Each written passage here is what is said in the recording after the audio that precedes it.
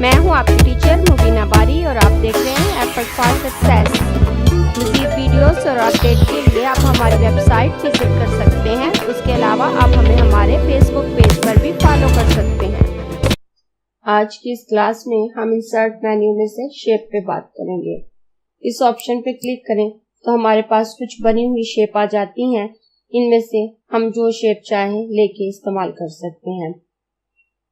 Recently used shape, lines, ये line से related है। रेक्टेंगुलर या रेक्टेंगल से रिलेटेड है। Basic shape, block and arrows, equation shapes, flow chart, star and banners और कॉल आउट। ये तमाम शेप हैं जिन्हें हम अपनी जरूरत के अकॉर्डिंग यूज कर सकते हैं। इनमें से अगर मैं कोई शेप सिलेक्ट करूं, मैं ये एरो शेप सिलेक्ट करती हूं और अपने माउस को ड्रैग करती हूं तो ये एरो हमारे पास आ गया। अब हम इसको ड्रॉ करने के बाद इसकी फॉर्मेटिंग कर सकते हैं और जैसे ही हमने इसको इंसर्ट किया, ड्राइंग टूल के नाम से फॉर्मेट टैब हमारे सामने आ गया। सबसे पहले शेप ही का ऑप्शन है और यही वही ऑप्शन है। इसमें से हम मजीद कोई शेप चाहें तो ऐड कर सकते हैं। अगर मैं ये ओवल शेप ऐड कर लेती हूँ तो हमारे पास 2 शेप आ गई। उसके बाद नेक्स्ट हमारे पास है चेंज शेप और एडिट पॉइंट। चेंज शेप से हम अपनी शेप को चेंज कर सकते हैं। जो शेप हमने बनाई है वो रिमूव हो जाएगी और उसकी जगह कोई नई शेप अपीयर हो जाएगी। अगर मैं ये शेप सिलेक्ट करूं, इस वक्त हमारा ये सर्कल जो है वो सिलेक्ट है और अगर मैं इस शेप पे क्लिक करूं तो ये इसमें कन्वर्ट हो जाएगा। और नेक्स्ट ऑप्शन हमारे पास है एडिट शेप। अगर मैं एडिट शेप पे क्लिक करूं तो आप देखेंगे ये इसके एडिट पॉइंट आ गए हैं। अब इन पॉइंट को मैं ड्रैग करके इसकी शेप को चेंज कर सकती हूँ। मैं अगर इस पॉइंट को पकड़कर ड्रैग करूं तो आप देखें हमारी शेप ऐसी हो गई। अगर मैं इसे वापस बाहर की तरफ लेके जाना चाहूँ तो बाहर की तरफ ले जा सकती हूँ।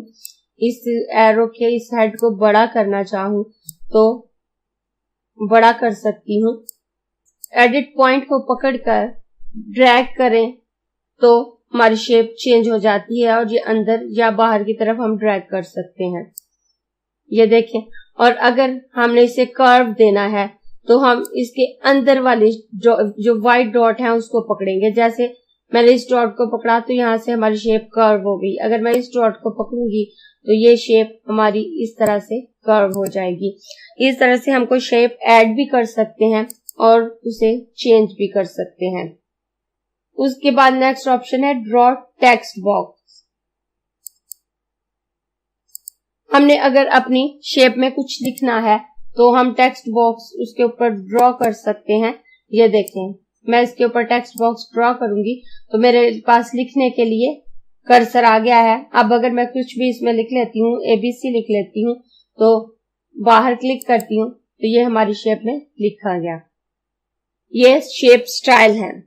अगर मैं इस ऑप्शन पे क्लिक करूं तो हमारे पास कुछ शेप्स के स्टाइल आ जाते हैं। इसमें से हम जिस स्टाइल को भी पसंद करें उस पर क्लिक करेंगे तो हमारी शेप उसी शेप में कन्वर्ट हो जाएगी। इस वक्त हमने जो टेक्स्ट बॉक्स है वो हमारा सिलेक्टेड है, इसलिए ये स्टाइल इस पे अप्लाई हो रहे हैं। अगर मेरी बैक शेप सिलेक्ट होती और मैं इन स्टाइल को सिलेक्ट करती तो हमारी बैक वाली शेप का कलर या स्टाइल चेंज हो रहा होता। इसमें से हम इस पे कोई भी कलर या स्टाइल अप्लाई कर सकते हैं। मैं इस स्टाइल पे क्लिक करती हूँ। उसके बाद शेप फिल है। इससे आप अपनी शेप के फिल कलर को चेंज कर सकते हैं। अगर मैं इस ऑप्शन पे क्लिक करूं तो यहाँ हमारे पास डिफरेंट कलर अवेलेबल है। इसमें से आप जो कलर पसंद करें उसे अपनी शेप में फिल कर सकते हैं। ये नो फिल का ऑप्शन है, इससे इसकी फिलिंग खत्म हो जाती है। मोर फिल कलर, अगर इसके अलावा आपको मजीद कलर चाहिए तो इस पे ऑप्शन पे क्लिक करके इन कलर में से कोई भी कलर सिलेक्ट करके उस पे ओके करेंगे तो वो हमारी शेप पे अप्लाई हो जाएगा।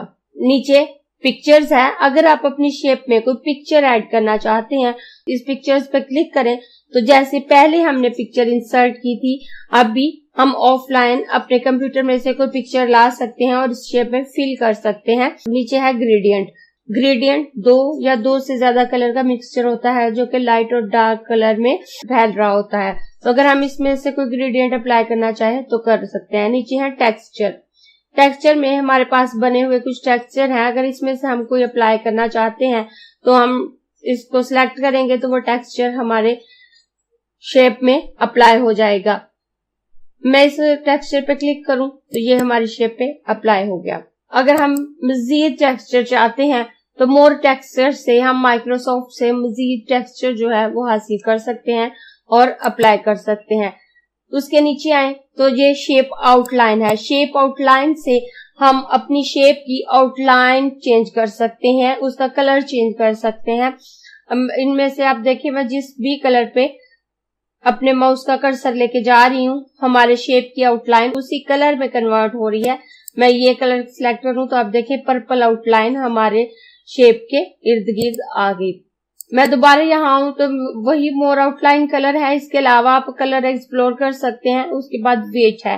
वेट में हमारी आउटलाइन की थिकनेस है कि आपको ये कितनी थिक चाहिए।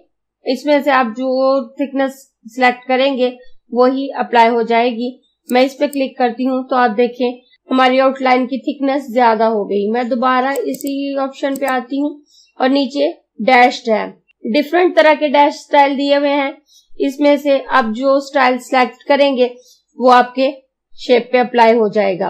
और नीचे मोर लाइन का ऑप्शन है। आप इससे मजीद लाइन के स्टाइल एक्सप्लोर कर सकते हैं। मैं इस पे क्लिक करूंगी तो आप देखिए हमारी शेप की आउटलाइन डॉटेड हो गई। अगर नेक्स्ट हम आते हैं तो ये शेप इफेक्ट है। मैं इस पे क्लिक करूं आप देखें इसमें डिफरेंट तरह की शेप के प्रीसेट दिए हुए हैं।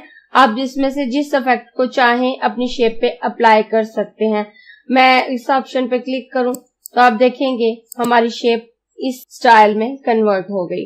नीचे हमारे पास क्विक स्टाइल का ऑप्शन है और ये ऑप्शन हमारे टेक्स्ट पे अप्लाई होते हैं ना कि हमारी शेप पे। ये शेप स्टाइल है और ये वर्ड आर्ट स्टाइल है। वर्ड आर्ट स्टाइल जो है वो टेक्स्ट पे अप्लाई होते हैं, शेप्स पे नहीं। अगर मैं अंदर वाले बॉक्स को सिलेक्ट करूं और उसके बाद इस पे क्लिक करूं तो आप देखें ये डिफरेंट तरह के स्टाइल दिए हुए हैं। इनमें से मैं अपने टेक्स्ट पे अपनी मर्जी का कोई भी स्टाइल अप्लाई कर सकती हूँ। अब एक और बात आप देखें तो ये टेक्स्ट बॉक्स जो हमने लिया था इसमें व्हाइट कलर फिल है, बिल्कुल भी अच्छा नहीं लग रहा। अब हमने इस व्हाइट कलर को खत्म करना है तो कैसे करें। हम इस टेक्स्ट बॉक्स को सिलेक्ट करेंगे, शेप फिल में आकर नो फिल कर देंगे तो ये टेक्स्ट बॉक्स खत्म हो गया। अब इसकी आउटलाइन रह जाती है। हम दोबारा इसको सिलेक्ट करेंगे, शेप आउटलाइन में आकर नो आउटलाइन कर देंगे तो आप देखें वो आउटलाइन भी खत्म हो गई और अब हमारे पास ये टेक्स्ट जो है हमारे शेप पे लिखा हुआ है। नेक्स्ट हम आए वही स्टाइल हैं जो हमें एक साथ इसके अंदर मिल जाते हैं। क्विक स्टाइल में हम आगे देखें तो ये हमारे पास कुछ टेक्स्ट इफेक्ट और या शेडोज हैं। इसमें से हम अपने टेक्स्ट को शेडोज दे सकते हैं, इसमें रिफ्लेक्शन दे सकते हैं, ग्लो दे सकते हैं, बेवल या 3D रोटेशन। ट्रांसफॉर्म से हम अपने टेक्स्ट को इसमें से कोई भी शेप दे सकते हैं। हमारा टेक्स्ट जो है उसी शेप में लिखा जाएगा। अगर हम अपना टेक्स्ट कुछ ज्यादा लिखें और इसमें से कोई भी शेप सिलेक्ट करें तो हमारा टेक्स्ट उसी शेप में कन्वर्ट हो जाएगा। नेक्स्ट आए तो टेक्स्ट डायरेक्शन है। मैं टेक्स्ट को सिलेक्ट करती हूँ और टेक्स्ट डायरेक्शन में आती हूँ। टेक्स्ट डायरेक्शन में हम इसकी रोटेशन को वर्टिकल कर सकते हैं, 270 डिग्री पे रोटेट कर सकते हैं या फिर वापस हॉरिजॉन्टल करके इसको ठीक कर लेते हैं। उसके बाद नेक्स्ट ऑप्शन अलाइन टेक्स्ट है। अलाइन टेक्स्ट से हम ये डिसाइड कर सकते हैं कि हम अपने टेक्स्ट को टॉप पे रखना चाह रहे हैं, मिडल में रखना चाह रहे हैं या बॉटम में रखना चाहते हैं। लेकिन ये अलाइनमेंट उस बॉक्स के हिसाब से होगी जो टेक्स्ट बॉक्स हमने लिया है। मैं इस टेक्स्ट को सिलेक्ट करूं तो आप देखेंगे कि इसके इर्द गिर्द ग्रिड आ गई हैं जो ये डिफाइन कर रही हैं कि ये हमारा टेक्स्ट बॉक्स इतने एरिया में है। अब अगर मैं टेक्स्ट अलाइनमेंट पे आऊं तो आप देखेंगे ये हमारा इसी टेक्स्ट बॉक्स के हिसाब से अलाइन होता जाएगा। मैं जिस ऑप्शन पे क्लिक करूंगी, अगर मैं इसे टॉप पे अलाइन करूंगी तो ये ऊपर की तरफ आ जाएगा, मिडल में या बॉटम में। ये हमारा टेक्स्ट शेप के अकॉर्डिंग अलाइन नहीं होगा बल्कि उस टेक्स्ट बॉक्स के अकॉर्डिंग अलाइन होगा जो हमने सिलेक्ट की है। नीचे ऑप्शन क्रिएट लिंक है। इंसर्ट मेन्यू में लिंक ऑप्शन है, जब हम उस ऑप्शन पे बात करेंगे तो आप इस ऑप्शन को भी अच्छे से समझ लेंगे। नेक्स्ट हमारे पास पोजीशन ऑप्शन है। मैं इस शेप को सिलेक्ट कर लेती हूँ और पोजीशन ऑप्शन पे आती हूँ तो आप देखें मैं जैसे जैसे अपने एरो की हेड को चेंज कर रही हूँ हमारी शेप भी चेंज होती जा रही है। यहाँ से आप अपने शेप की अलाइनमेंट को सिलेक्ट कर सकते हैं। पोजीशन के बाद हमारे पास रैप टेक्स्ट का ऑप्शन है, लेकिन रैप टेक्स्ट का ऑप्शन बिल्कुल वैसे ही है जैसे पिक्चर में हमने इस्तेमाल किया था कि अगर हमारे पास कुछ टेक्स्ट मौजूद है और हम उसमें अपनी शेप को ऐड करना चाहते हैं तो हम कैसे रैप करेंगे। मैं इसमें कुछ टेक्स्ट ले आती हूँ और उसके बाद हम अपने ऑप्शन की तरफ वापस आते हैं। मैंने अपने डॉक्यूमेंट में कुछ टेक्स्ट ऐड कर लिया है और अब हम देखते हैं इस टेक्स्ट के साथ अपने शेप्स को कैसे एडजस्ट करना है। मैं ये सर्कल सिलेक्ट करती हूँ और यहाँ ड्रॉ कर देती हूँ तो आप देखें ये सर्कल हमारे टेक्स्ट के ऊपर है।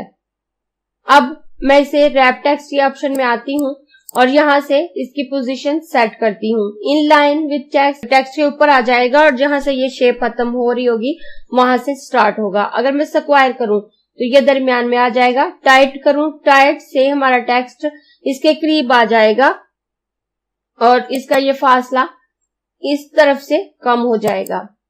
दोबारा रैप ऑप्शन की तरफ आते हैं, थ्रो से ये फासला मजीद कम हो जाएगा। टॉप बॉटम करूं तो कुछ एरिया ऊपर और कुछ नीचे आ जाएगा। बिहाइंड द टेक्स्ट करूं तो हमारी टेक्स्ट शेप जो है टेक्स्ट के पीछे चली जाएगी, इन फ्रंट से ऊपर आ जाएगी। एडिट रैप पॉइंट, इससे हमारे पास एडिट पॉइंट आ जाएंगे और हम उन्हें पकड़ के ड्रैग करके इसको चेंज कर सकते हैं। मूव विद टेक्स्ट, हमने इसे टेक्स्ट के साथ मूव करना है, फिक्स पोजीशन में रखना है। ये तमाम ऑप्शन वही हैं जो हमने पिक्चर में यूज किए थे। नेक्स्ट ऑप्शन हमारे पास ब्रिंग फॉरवर्ड है और ये ऑप्शन उस वक्त इस्तेमाल होता है जब हमारे पास एक से ज्यादा शेप हो। मैं यहाँ से ये स्टार शेप ले लेती हूँ और यहाँ पे ऐड कर देती हूँ और इस शेप का कलर मैं चेंज करके रेड कर देती हूँ और उसके बाद इसे रैप पोजीशन पे आके टाइट पे क्लिक कर देती हूँ तो आप देखें हमारे टेक्स्ट की पोजीशन उसी तरह से होगी कि हमारी शेप वाज़ेह नजर आ रही है और टेक्स्ट उसके साथ साथ लिखा नजर आ रहा है। मैं पहले इसको सिलेक्ट कर लेती हूँ और सेंड बैक पे क्लिक करती हूँ तो आप देखें हमारी पिक्चर इस शेप के पीछे चली गई और उसके बाद अगर मैं इसे ब्रिंग फॉरवर्ड करूं तो ये पिक्चर हमारी आगे आ जाएगी। और यहाँ हमारे पास ऑप्शन है अलाइनमेंट का, इससे हम अपने ऑब्जेक्ट को अलाइनमेंट दे सकते हैं कि इसे पेज के लेफ्ट अलाइन करना है, ये देखें हमारा ऑब्जेक्ट लेफ्ट अलाइन हो गया। सेंटर अलाइन करना है, हमारा ऑब्जेक्ट सेंटर अलाइन हो गया। अगर हमने इसे अलाइन टॉप करना है तो ये पहले से ही अलाइन टॉप है। यहाँ से हम इसके अलाइनमेंट ऑप्शन को देख सकते हैं। आप जैसे जैसे खुद करके देखेंगे तो आपको ये तमाम ऑप्शन अच्छे से समझ आएंगे। नेक्स्ट ऑप्शन हमारे पास है रोटेशन। अगर मैं कोई मजीद एक और शेप ले लेती हूँ, मैं ये शेप ड्रॉ करूंगी और इसको रैप टेक्स्ट में थ्रो कर दूंगी और उसके बाद अगर हम रोटेशन पे आए तो आप देखें मैं जैसे जैसे रोटेशन ऑप्शन पे क्लिक करती जाती हूँ हमारा ये ऑब्जेक्ट रोटेट होता जाता है। नेक्स्ट हम आए तो ये हमारे पास साइज का ऑप्शन है। हम अपने ऑब्जेक्ट की साइज को इन पॉइंट से पकड़कर छोटा या बड़ा कर सकते हैं या फिर यहाँ से छोटा या बड़ा कर सकते हैं। अगर मैं इस ऑप्शन पे क्लिक करूं तो ऊपर वाले ट्रायंगल पे क्लिक करने से इसकी साइज बड़ा होता जाएगा और नीचे वाले ट्रायंगल पे क्लिक करने से ये साइज छोटा होता जाएगा। ये देखें ऊपर से हम अपने ऑब्जेक्ट की हाइट को बड़ा छोटा कर सकते हैं और नीचे वाले ऑप्शन से हम अपने ऑब्जेक्ट की विड्थ को बड़ा या छोटा कर सकते हैं। इसके साथ ही शेप का ऑप्शन कंप्लीट होता है। अगर आपको ये क्लास पसंद आई है तो लाइक कीजिए, अपने दोस्तों के साथ शेयर भी कीजिए ताकि वो भी सीख सके। आप अपने क्वेश्चंस और व्यूज नीचे कमेंट बॉक्स में लिख सकते हैं और अगर आपने चैनल सब्सक्राइब नहीं किया तो प्लीज सब्सक्राइब कीजिए ताकि आपको आने वाली वीडियोस का नोटिफिकेशन फौरन से मिल सके।